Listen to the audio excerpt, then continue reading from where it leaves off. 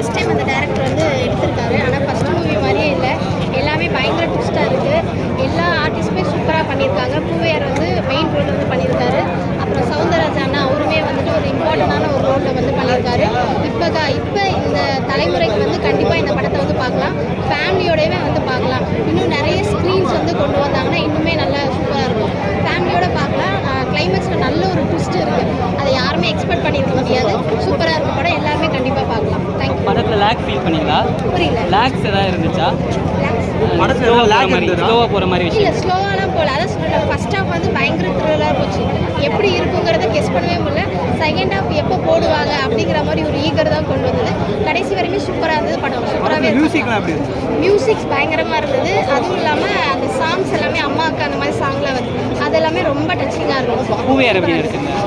பூவையார் வந்து first film மாதிரியே தெரியல, பயங்கரமாக ஒரு இம்ப்ரெஷனாக நடிச்சிருக்காரு.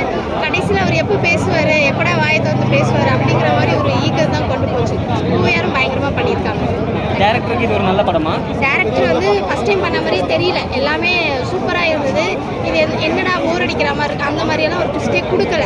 எனக்கு ரொம்ப ஆச்சரியமாக இருந்தது. ஃபஸ்ட் டைம் பண்ண படம் சூப்பராக இருக்கும்.